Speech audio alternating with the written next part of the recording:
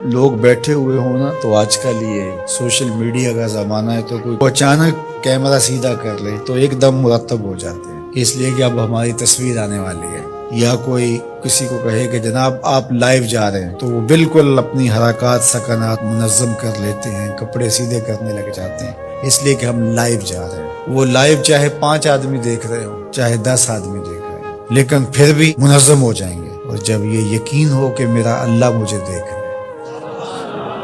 یہ ساری حرکتیں وہاں لائیو جا رہی، تو پھر